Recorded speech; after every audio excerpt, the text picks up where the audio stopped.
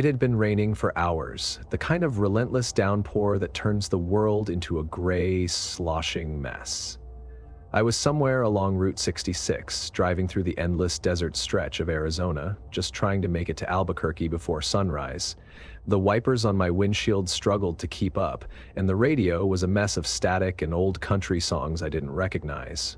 I was exhausted, my eyes dry and aching from the long drive. The highway had been empty for miles, no streetlights, no gas stations, not even the faint glow of a distant town.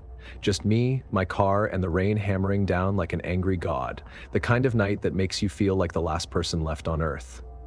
That's when I saw him, a lone figure standing on the shoulder of the road, barely visible in the storm. His clothes were soaked, clinging to his thin frame, his arms waving frantically as if he'd been out there for hours. My gut told me to keep driving, but there was something about the way he stood there, desperate, hopeless, that made me hesitate. I slowed down. I don't know why I did it. Maybe exhaustion had dulled my common sense, or maybe I just didn't want to be the guy who left someone stranded in a storm. Either way, I eased the car over and rolled the window down just a crack, rain immediately spattering onto the leather seats. "Need a ride?" I called out, trying to sound casual as if I wasn't already regretting this decision. The man stepped closer. His face was pale, almost gray under the dim glow of my headlights, his eyes wide and vacant.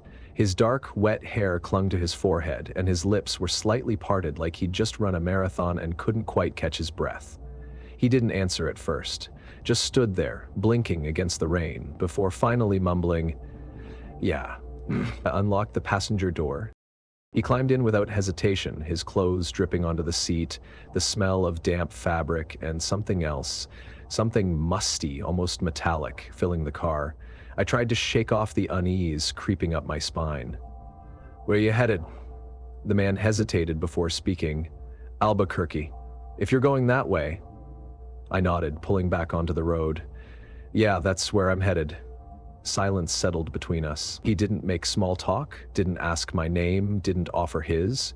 He just stared ahead, hands folded stiffly in his lap. Every now and then I caught him glancing over his shoulder as if he was expecting something, or someone, out there in the darkness. The longer we drove, the heavier the air felt. The rain pounded harder against the windshield, the wipers barely making a difference. I kept sneaking glances at him. Something was off. His breathing was shallow, his fingers twitching slightly like he was trying to hold something in. Then he spoke. "You shouldn't have stopped." His voice was quiet, almost lost beneath the rain. I forced out a nervous chuckle. "Well, I couldn't just leave you out there." He didn't respond. A tight knot formed in my gut. My hands gripped the steering wheel a little harder. The road stretched ahead, endless and dark. The storm wasn't letting up, and for the first time in my life, I wished for traffic, for headlights, for another human being to remind me I wasn't alone out here with this stranger who barely spoke, barely moved. I kept driving. The silence dragged on, stretching too long, too thin. Then, out of nowhere, I felt it. A shift in the air, a change in the atmosphere, subtle but undeniable, like the moment before lightning strikes. Before I could react, he moved, fast. 1 second he was sitting there, silent and still. The next, his hand was on my arm, his other gripping something sharp, gleaming under the faint glow of the dashboard lights. A knife. "Pull over." His voice was calm, too calm. My heart slammed against my ribs. "Listen, man, now!" The blade pressed against my ribs. I swallowed hard. My mind raced. I knew how these stories ended, the ones where some idiot picked up a hitchhiker in the middle of nowhere, where they were found days later in a ditch, their throats slit, their belongings gone. I wasn't about to be one of those stories. I tightened my grip on the wheel, my foot hovered over the brake. But then, at the last second, I did the only thing I could think of. I yanked the steering wheel hard to the right. The car swerved violently, skidding across the slick pavement before crashing into a road sign. The impact threw us both forward. The knife clattered to the floor as the stranger slammed against the dashboard with a sickening grunt. I didn't wait, didn't think. I fumbled for the door handle and shoved it open, tumbling into the storm. My knees hit the wet pavement hard, pain shooting up my legs, but I forced myself to move, to run. Behind me, I heard him groaning, the sound of shifting movement inside the car. I bolted down the road, my breath coming in ragged gasps.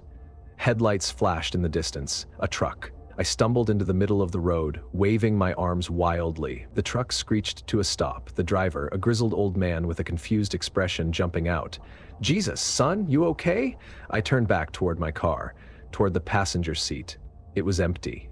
The door was open, rain pouring inside, but the hitchhiker, Daryl or whatever the hell his name was gone.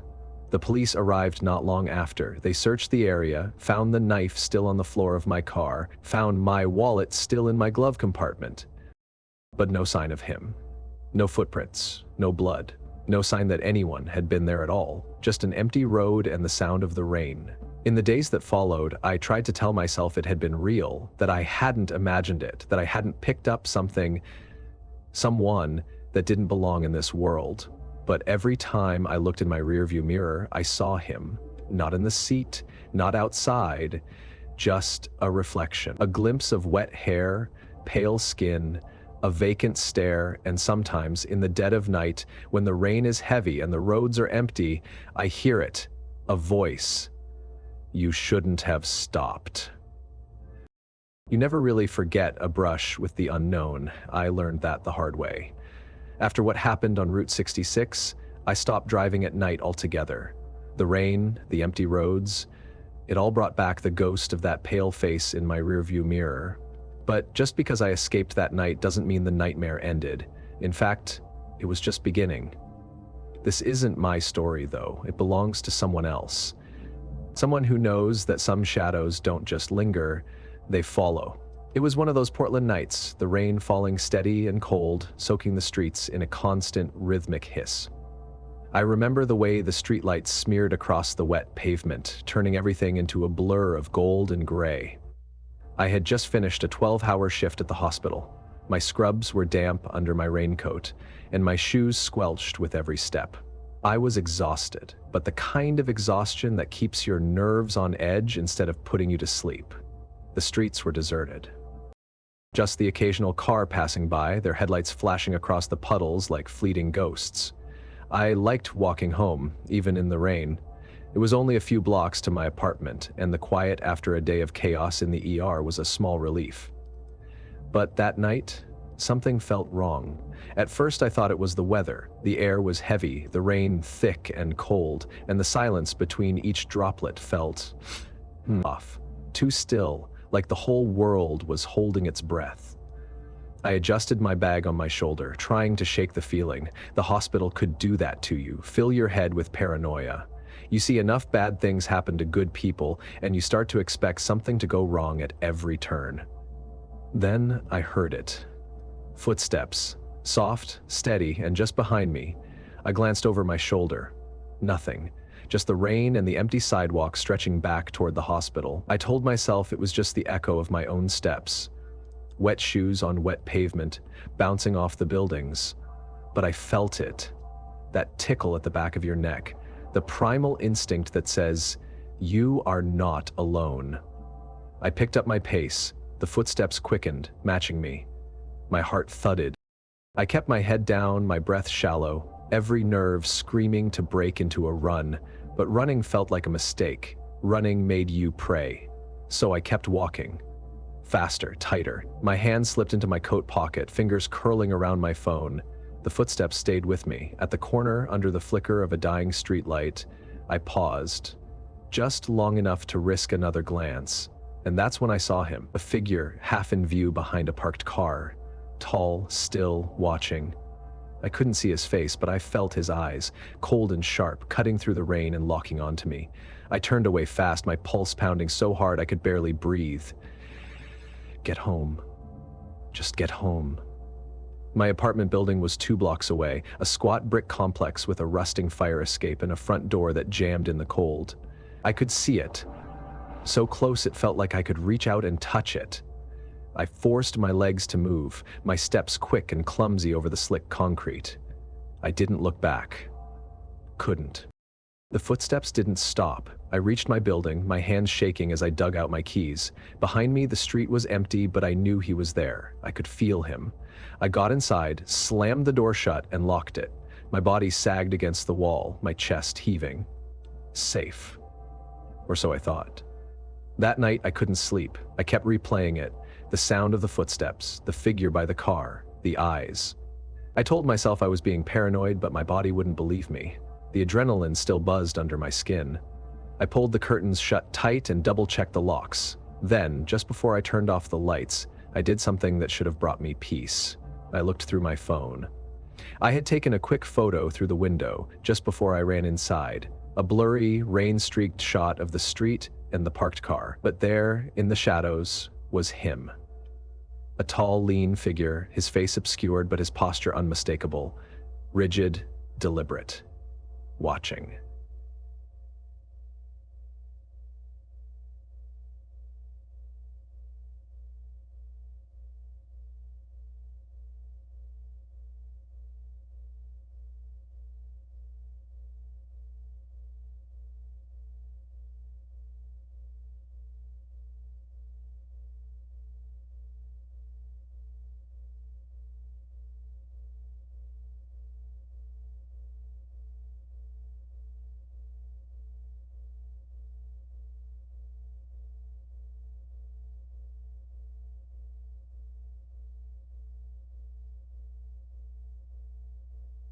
I don't want, I don't want to say something. The officer at the desk listened politely, his face flat and unreadable as I showed him the photo. "We'll look into it," he said, but his tone told me not to expect much. That didn't sit right with me, so I took it further. I showed the picture to my roommate, Natalie. She was the one who pushed me to post it online. "The more eyes on it, the better," she said. "Someone might recognize him." So I did. I uploaded it to a local safety forum with a brief warning. "Stalker near Hawthorne District. Followed me home after my shift. Stay safe." Within hours, the post exploded. People shared their own encounters. Brief glimpses of the same figure, always at night, always watching. But it wasn't until the next day that I got the message that made my blood run cold. It was from an anonymous account. Just 4 words. "His name is Lucas." The police moved fast after that. Lucas. I knew that name because I had said it myself many times. He had been one of my patients. A young man with hollow eyes and a fractured mind. I had treated him in the psychiatric ward months ago. He was always quiet, always polite. I remembered how he would linger during checkups, how he'd watch me more than he should. I had been kind to him, professional but warm. I believed in compassion, believed it could help people heal. But it hadn't helped Lucas. It had fed him. He had been following me for weeks, waiting, watching, memorizing my schedule, my route home, my habits. The police found him that night, loitering outside my building. His pockets were empty. No weapon, no tools, just a notebook. Inside were pages, pages of me. My name, my shifts, descriptions of what I wore, how I walked, and photos, taken from outside my window from across the street. Photos of me laughing, photos of me crying, photos of me sleeping. They arrested him. I thought it was over, but the real horror hadn't begun. A week later, I found the first note. It was in my mailbox, just one line, handwritten in neat, careful script. "You were so kind to me." I called the police immediately. They assured me Lucas was still in custody, but then, who left the note? I changed my locks, put in security cameras, moved my bedroom to the back of the apartment, but the notes kept coming. "I miss our walks. You looked so peaceful last night. You never lock your kitchen window." Each one more intimate, more inside. And then, the final message came, not on paper but in a photograph, slipped through my mail slot, a shot taken from my hallway security camera. There I was, standing at my own front door, my back to the lens, and behind me, right behind me, a shadowy figure, tall and still. The timestamp said 3:42 a.m. I was asleep at 3:42 a.m. I don't sleep anymore. I hear footsteps in the hallway at night, soft but steady. I see flickers on my security feed, glimpses of something just beyond the lens. The police say they can't explain it. Lucas is still locked away. But I know. He wasn't working alone, and whoever was with him is still here, still waiting, still watching. You'd think after hearing what happened to Emily, I'd sleep with one eye open. I did for a while. But here's the thing about horror. It has a way of making you feel safe, just long enough to let your guard down. Emily's stalker, Lucas, ended up behind bars, but the notes never stopped. The police couldn't explain it. I told myself it was over anyway. Case closed, move on. But some things, they don't end. They just spread. This story isn't about Emily, it's about Alex, and what he found out there on the road. It was supposed to be a peaceful trip. The Blue Ridge Parkway, one of the most scenic drives in America, especially with the fall colors just starting to blaze across the mountains. Golden leaves, cool air, winding roads through ancient forests. But the only thing Alex Monroe saw that day was fog. Thick, heavy, and endless. The rain had started an hour into his drive, a slow drizzle that built into a steady downpour. He didn't mind the rain, hell, he liked it. The rhythm of it on the windshield, the hiss of tires on wet pavement, peaceful. But this felt different. The fog rolled in so dense it swallowed the world whole. Trees became shadows. The road vanished under his headlights. It felt like driving through a dream or a grave. The wipers worked overtime, but they couldn't keep up. Alex squinted at the road, hands tight on the wheel. Then he saw him. A figure, barely visible through the curtain of rain. A man, standing on the shoulder. Drenched, his clothes clinging to his body, one arm waving weakly. Alex's heart thumped. His first instinct? Don't stop. But then, he thought of his son, Jason, gone 7 years now, and in some twisted corner of his mind, he imagined it was him out there, lost and cold. Someone's son, someone's father. With a sigh, Alex slowed and pulled to the side. The man approached, rain streaming from his face, his eyes hollow and wide. Alex cracked the window. "Need a ride?" The man's voice was raw, barely a whisper. "Yeah, thanks. Car broke down. Just up the road. Need to get to the nearest gas station." Alex unlocked the door. The man slid in, his soaked clothes leaving dark patches on the passenger seat. The air changed. The warmth in the car seemed to vanish, replaced by something colder than the rain. They drove in silence. The only sound was the rain and the tired scrape of the wipers. Alex stole glances at his passenger. Young, maybe early 20s. Gaunt, like he hadn't eaten in days. His dark hair was plastered to his forehead, and his eyes, wide, glassy, and fixed on the road, never blinked. "Name's Alex," he offered, trying to break the tension. The man didn't reply at first. Then, slowly, "Jesse? Rough night, Jesse?" The man's lips twitched in something that wasn't quite a smile. You could say that. Alex's grip on the wheel tightened. Jesse's hands were still, too still, folded neatly in his lap, fingers clenched like he was holding something invisible. Alex cleared his throat. "Gas station's about 15 miles ahead. You from around here?" Jesse didn't answer. The tension pressed heavier than the fog outside. Alex felt it, thick and sticky, crawling under his skin. Then Jesse spoke, his voice low and cold. "Take the next right." Alex frowned. "That's not the way to the gas station." Jesse's eyes flicked to him. "Trust me." The air felt wrong. Every instinct screamed no. Alex kept straight. "I'll stick to the highway." Jesse's voice turned sharp, his body rigid. "I said, turn." Alex's heart pounded. "I've driven this road before. There's nothing that way but..." The click of a blade stopped his words cold. Jesse's hand, once so still, now gripped a knife. The blade gleamed, slick with rainwater. "Pull over," Jesse said, his voice flat, dead of emotion. "Now." Alex's military training surged to the surface. His pulse slowed. His breathing steadied. His eyes flicked to the rearview mirror. Empty road, no witnesses. "Think. You don't want to do this," Alex said, his voice calm but firm. "I've got a little cash. You can take it, no trouble." Jesse's lips curled into something cold. "Oh, I'm taking everything." The tip of the blade pressed into Alex's side, cold and sharp. "Pull over." The world narrowed to the knife, the rein, and the wheel in Alex's hands. And then he acted. With a sudden, violent twist, he jerked the steering wheel hard to the left. The car spun, tires screamed against wet asphalt. The world became a whirl of trees and headlights. Jesse lurched forward, his head smashing into the dashboard with a sickening crack. The knife clattered to the floor. The car skidded sideways and slammed into a guardrail. Metal screamed, glass shattered. Then, silence. Alex's head throbbed, his vision swimming. Blood trickled from a gash on his forehead. Jesse slumped against the passenger door, motionless. Alex's instincts screamed, "Move!"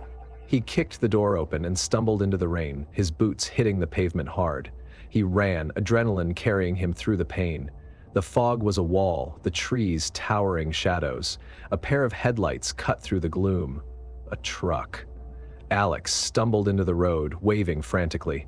The truck screeched to a halt, and the driver, a burly man with wide, startled eyes, jumped out. "Hey, you okay?" Alex's voice came out ragged. "Call the cops, now!" The police arrived fast, their lights painting the fog in pulses of red and blue. They found the car, they found the knife, but not Jesse.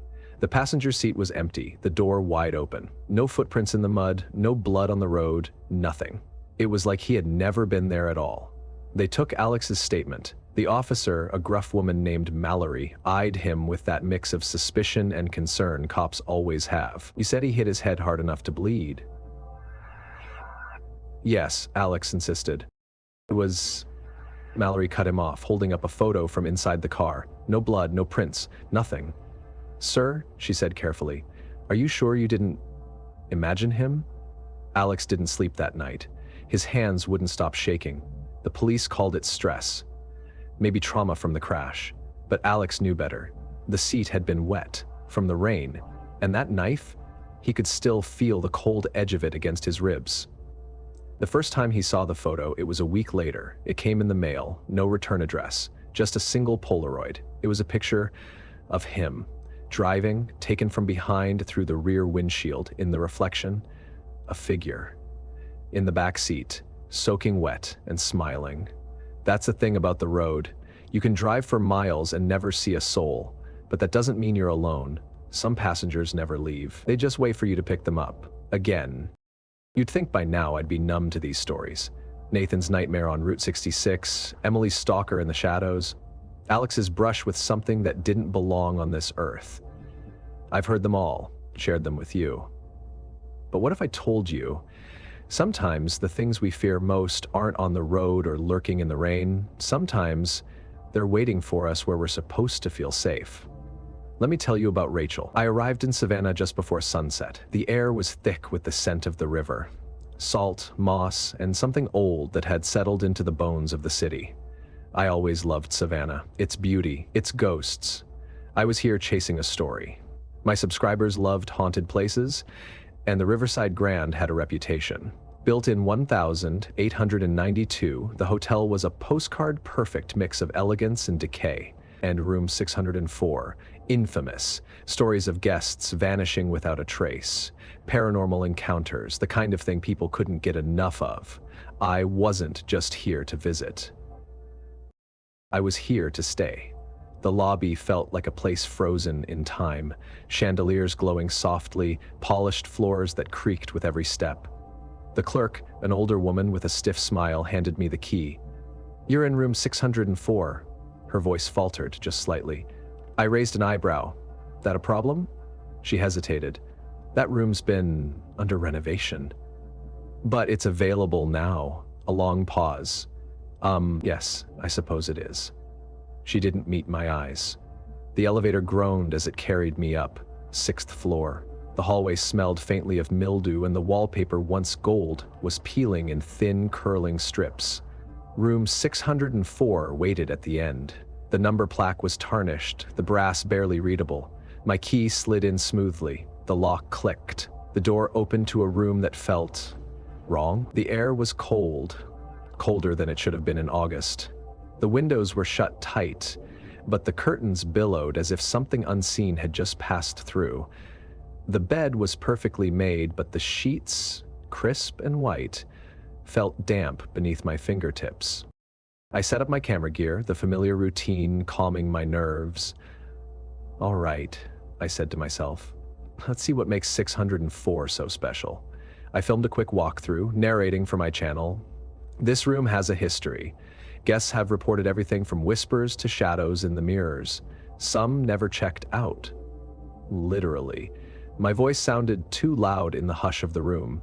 I didn't mention how heavy the air felt, or how the temperature seemed to drop every time I walked past the mirror. That night, the whispers began.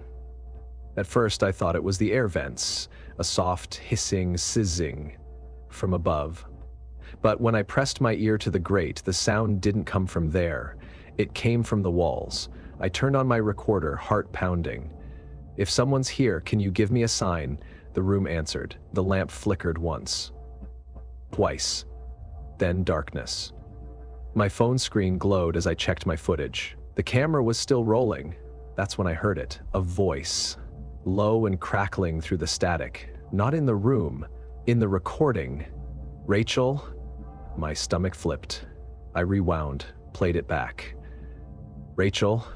It was my name. Clear, deliberate. I felt something move in the corner of the room. I spun toward the mirror for a second, just a blink. My reflection didn't move with me. I didn't sleep that night. I kept the lights on, the camera rolling. Every creak of the floor, every shift of shadow had me on edge. At 3:12 a.m., my phone buzzed.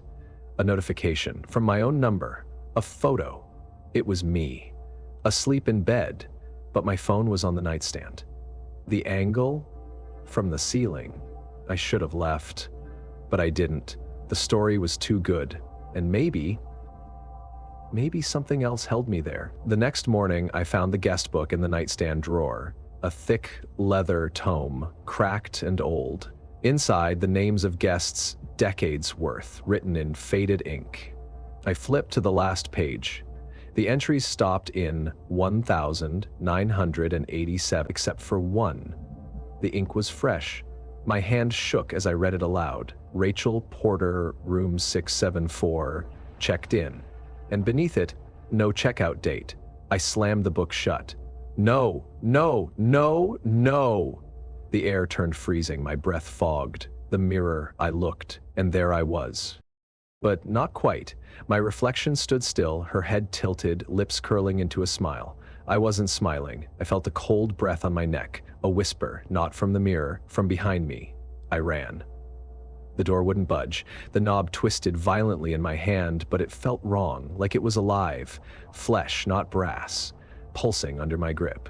I screamed, hammered the wood. "Let me out!" The whispers grew louder, swirling around me in a cyclone of voices, crying, pleading, laughing, until one broke through. "Stay with us, Rachel." I felt the floor vanish beneath me. When I woke, it was morning. Sunlight streamed through the windows. The room looked normal. No fog, no whispers. The mirror was just glass. My reflection, just me. I grabbed my things and ran. Downstairs, I stormed to the front desk. The clerk, the same woman from before, looked up with mild surprise. "I'm checking out," I snapped. She frowned. "I'm sorry, ma'am, but you aren't a guest here." My breath caught. "What?" She glanced at her computer. "There's no record of you checking in. I don't even have a room 604 in our system. That floor's been closed for decades." I felt the blood drain from my face. "That's not possible. I stayed." Her expression darkened. "Room 604, she said slowly, was sealed off after 1987A. A guest disappeared, never found. The room, it has a way of keeping people." My knees felt weak. "Their name?" The clerk hesitated, then pulled out an old, yellowed ledger. She turned it toward me, and there, in curling, faded ink, Rachel Porter, checked in October 4th, 1987. I ran, out the door, into the street. I didn't stop until I was blocks away, my heart ready to explode from my chest. That was 2 months ago. I never posted the footage, never shared the story. But every night, when I close my eyes, I hear it. The whispers, and in every mirror, a glimpse of me, but not her. The thing is, I checked out of room 644, but something else checked out with me, and I don't think it's done with me yet. The vault remains open, the stories are still unfolding, and I have a feeling this isn't the last time we'll hear from Rachel. Not by a long shot. Rachel's story kept me up for days. The footage from room 604, the whispers, the reflection, stayed with me long after I closed my laptop. But here's the thing about horror. Once you open the door, it doesn't just stay in one room, it spreads. And this next story, it didn't happen in a hotel or on a dark highway.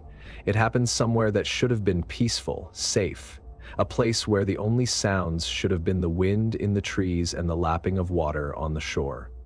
But some waters run deeper than they should. My name's Tom, and this is what happened to me and my daughter.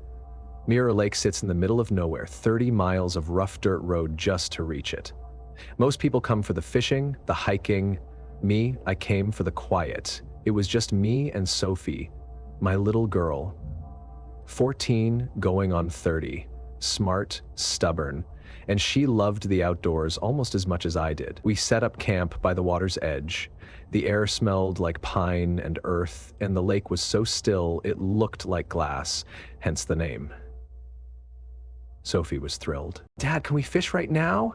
I chuckled. "Let's get the tent up first, kiddo. Plenty of time for that." We spent the afternoon casting lines, talking about nothing and everything. It felt good, but as the sun dipped low, the air changed. The breeze died, the birds, the frogs, everything went silent. That's when Sophie saw it. "Dad," she whispered, tugging my sleeve. "Look." I followed her gaze to the water. There, just beneath the surface, a pale, slender hand, motionless, reaching upward. A prank, I thought, or a fallen branch, its shape distorted by the water. But then, the fingers twitched. Sophie gasped, stepping back. I forced a laugh, my voice tight. "It's just debris, honey. Light plays tricks on water." But my stomach had turned cold, because the hand wasn't floating. It was sinking. And the water didn't ripple. It was sinking. Not a single disturbance, as if the surface were holding it down. That night, things got worse. I woke to the sound of splashing. Sophie was gone. My heart stopped. "Sophie!" I scrambled from the tent, my flashlight cutting through the thick fog curling over the lake. Then, footprints, small, bare, soaked into the earth, leading from the tent to the water. "Sophie!" I ran, crashing through reeds and rocks, the ground slick and cold underfoot. The fog swallowed everything, except for the sound. Drip, drip, like something pulling itself from the lake. Then I heard her. Faint, strangled. "Dad." I plunged into the freezing water without thinking. My body seized, lungs burning, but I dove. Hard. Beneath me, Sophie. Her eyes wide, her mouth open in a silent scream, her arms flailing. And something had her. It wasn't human, its skin was white. Not pale, but pure, sickly white, stretched tight over bone. Hollow eyes, no pupils, no color, just holes that bled darkness. Its fingers, long, too many joints, were wrapped around Sophie's leg, pulling her deeper. I don't remember thinking. I fought. My hands latched onto her, my legs kicking wildly against the creature's impossible strength. Its face, it tilted, watching me. And then, it smiled. A crack of teeth, too many, too sharp, and it let go. We broke the surface. Sophie was gasping, crying. I dragged her onto the shore, both of us shaking, our breaths like steam in the cold night air. The lake, silent, still, as if nothing had happened. We didn't stay. We left everything, tent, gear, all of it, and tore down that dirt road so fast I nearly flipped the truck. Sophie was silent the whole way, her body trembling under the blanket. When we finally reached home, I pulled her into my arms. You're safe, baby. You're safe. Her voice was barely a whisper. Dad? She looked up at me, her eyes wide, her lips bloodless. It's following us. I didn't believe her. I wanted to, but I told myself it was shock. Trauma. The doctors said she'd be fine, physically, but Sophie stopped talking after that night. Stopped laughing, stopped smiling. The first time I heard the drip, I thought it was the pipes, but the sound wasn't coming from the ceiling. It was above it. No pipes, no attic, just roof. Then I found the footprints. Wet, bare, leading from her bedroom to the bathroom mirror. I covered every reflective surface, mirrors, windows, even the TV, but sometimes I see it anyway, a glimpse, white fingers at the edges of my vision, a shape, too tall, too thin, watching from corners that shouldn't exist. Sophie still doesn't speak, but last night she wrote something in shaky letters, scrawled across her bedroom wall. It's waiting for the water. So now I don't run the sink. I don't shower. I don't even cry. Because every drop, every puddle is a doorway. And I know one day it's going to pull us back. This is where the story should end, but it doesn't. Because the thing about water is, it spreads. You might think you're safe, on dry land, in a warm bed, but remember this, where there's a reflection, there's a way through. I thought Tom's story would be the last, the lake, the thing that followed them, the impossible footsteps on their ceiling. It felt like the nightmare had reached its end. But here's the thing about endings. They're just beginnings you don't see coming, because after Tom, I found this, a broadcast, and it was never supposed to air. My name's Darren. You probably know me from my channel, Darren Miles Investigates. I've spent the last 5 years chasing the paranormal. Ghosts, cryptids, urban legends, you name it. My motto's simple. If it's out there, I'll find it. But nothing prepared me for what I found in Kansas. Or what found me. It started with a tip. A viewer, anonymous, no profile picture, dropped a single line in my inbox. Try the old station, KMVX, you'll find them there. No explanation, no context, but they attached a file, an audio clip. I hit play. The static hit first, a low, rolling hiss, then a voice. Warped, familiar, my voice. But I never said, "We hear you, Darren." Then, "Come find us." That's how I ended up here, KMVX, an AM radio station, long abandoned, rotting in the middle of Kansas. I arrived just before sunset. The sky was bruised purple, the wind slicing through the tall grass, making it whisper. The building loomed against the horizon, brick cracked, windows shattered, the broadcast tower a rusting skeleton. I set up fast, camera rolling, phone live. "This is Darren Miles," I spoke into the lens, my breath fogging in the cold air. "Coming to you from KAVX. No one's broadcast from here since 1985. The station was shut down after, well, no one knows for sure. The official story, a fire. But the locals say something else. They say a loud crack. Wood splitting behind me, I whipped around. Just the wind. I forced a smile. All right, let's see what the ghosts have to say. Inside, the air was heavy, stale.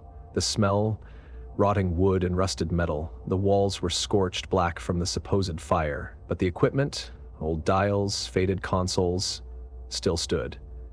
I walked through the empty control room, my flashlight jittering over peeling posters and cracked vinyl records. "This place," I said softly into the camera, "feels like it's waiting." From the corner, a radio. It clicked on, all on its own, static. Then, a voice. Low, familiar. My stomach nodded, because it was me.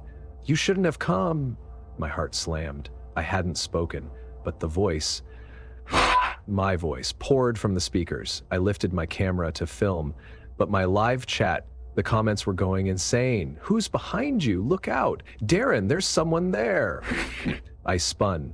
Nothing, just empty shadows. But then, clang. A door slammed shut. I jumped, breath sharp, but kept the camera steady. Okay, I said, voice shaking. We've got activity. The radio, the static shifted, the voice returned. My voice. But the words were wrong. Remember the lake, Darren? I froze. My fingers clenched the camera tight. The lake. Mirror Lake. That was Tom's story. How could the voice, my voice, continued. You brought it with you. The floorboards groaned beneath me, like something was moving underneath. Then the chat. What is that behind you? Darren, move! Oh God, what's with the ceiling? I looked up. The ceiling, it was wet, dark, dripping, like the building was bleeding water. From behind, the sound, drip, drip. I turned the camera, and I saw a shape. White, thin, eyes like holes. It stood, not behind me, in the reflection, in the camera lens. My blood froze. The thing from the lake, here, then the radio. A final message, my voice, but I knew it wasn't me. Run, Darren. The lights, dead. The camera, static. And the thing, it moved. I ran. Through the hall. Floorboards sagging. Water rising from below. My boots slapping through the flood. Behind me, the voice, not mine anymore. You brought us back. I hit the exit, the door. Gone. The ceiling, it collapsed. Not wood, not plaster, water. I fell. The cold, unreal. I couldn't breathe, couldn't see. But something was there, in the dark, with me. A face, pale, teeth, so many, and it. The camera, still rolling. I heard the last thing. A whisper, not from the creature, but from me. Don't let it spread. Then, black. The stream ended with one last message. In the chat, you brought us back. And that's it. No one's seen Darren since, but his channel, it's still live. Sometimes it broadcasts, not old videos, new ones, but Darren's gone. And the voice isn't his, it's theirs. So if you ever hear something in static, in water, in the silence behind you, don't answer, don't look, and don't let it in, because if you do, you'll bring it back. So here we are, you've heard them all, 6 stories, 6 journeys into darkness. But horror, real horror, isn't just about fear. It's about what stays with you after the story ends. And if there's anything these tales have taught us, it's this. 1. Trust your instincts. Nathan knew something was wrong with Daryl on that highway. Emily felt the eyes on her before she ever saw her stalker. Alex sensed that Jesse's path would lead nowhere good. In every story, the gut feeling was right. So listen to that inner voice. It often knows danger before your mind does.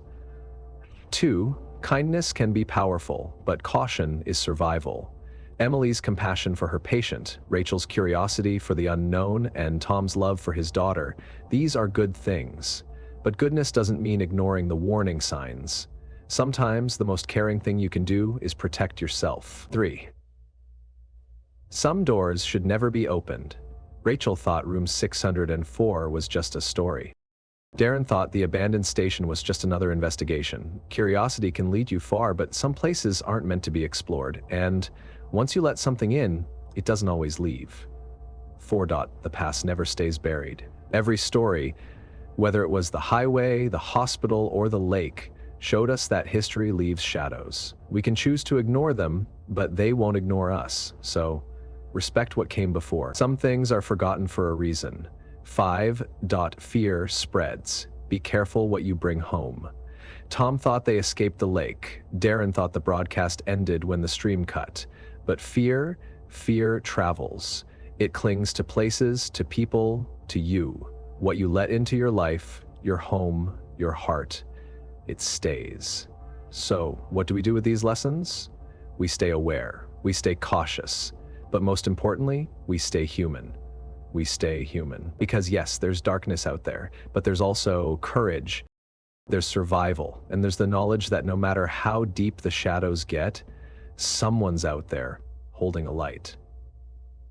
To everyone who's stayed with us through these stories, thank you. You are the heart of this channel. Your comments, your stories, your support, they're what keep the vault open. We explore the unknown not to glorify fear, but to understand it, to respect it, and sometimes to conquer it. So, if you have a story, one from your life, from your hometown, from your darkest dreams, share it with us. We're listening, because the vault, it's never truly closed. Keep your lights on, keep your eyes open, and above all, trust your instincts.